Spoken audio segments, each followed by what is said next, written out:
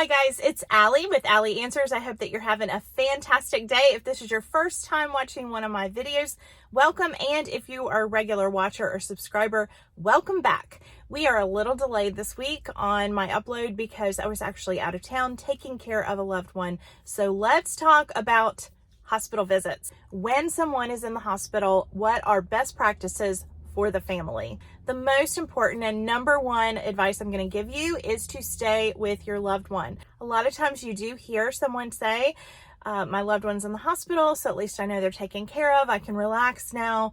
No, nope on a rope. No, do not relax. You need to be at the hospital with your loved one. I'm sorry, that is the way that it is. If you are allowed in the hospital, you need to be there with them. Let's talk about why. First of all, we all know that there's a healthcare shortage right now. So in the very best of hospitals and the very best nurses and very best caregivers and orderlies and everything else, you are still in a situation where your loved one needs your support. Because let's say, for example, they are in the hospital because of surgery. We've talked about how people who've had surgery have had some short-term memory loss afterwards and how it can actually jumpstart dementia in our elderly. But even when a person is on the younger side and they've experienced anesthesia, they are going to have some memory loss. That means that the things that people are saying to them are not going to go in. They're not going to stick. They're not going to stay. And it also means that they're going to forget to ask for things that they need to ask for.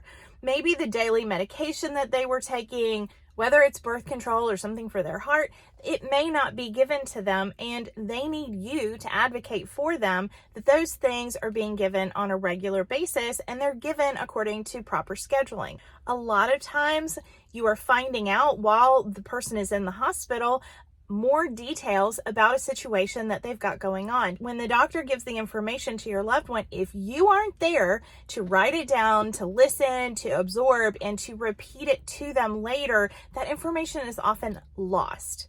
So there are some more reasons why it's important to be there with them, and let's talk about it.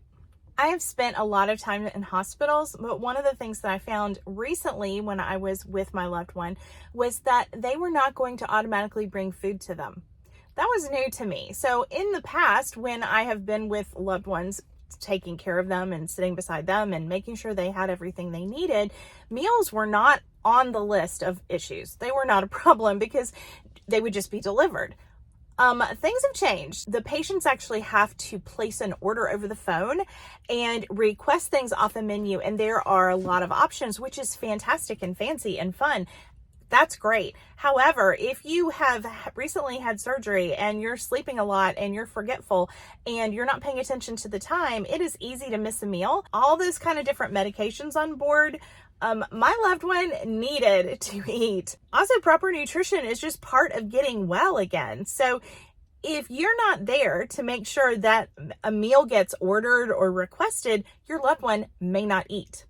I would have never thought that. A lot of times as a person is in a hospital, they're finding out more things about the circumstances that your loved one is dealing with. And then they are coming up with new strategies and they're going to try this and try that. And there are all these different steps. We're going to do this. And then once your loved one can get up and can go to the bathroom or whatever, that's when we'll do this.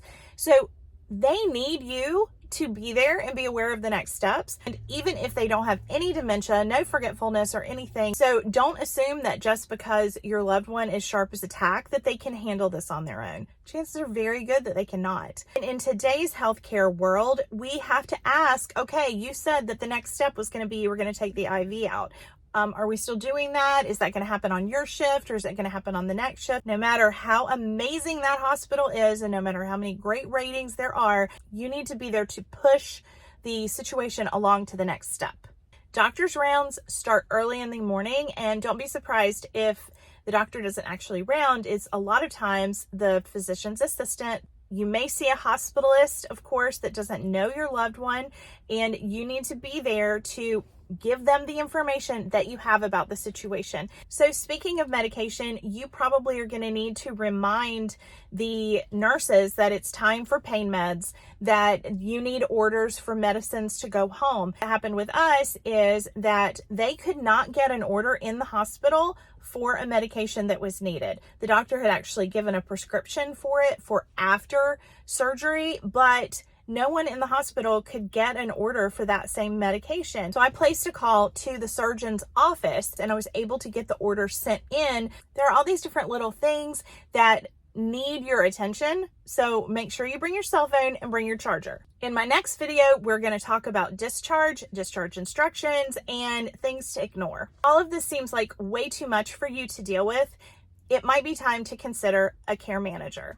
A care manager can do these things for you, can help make the phone calls, can help push the situation along.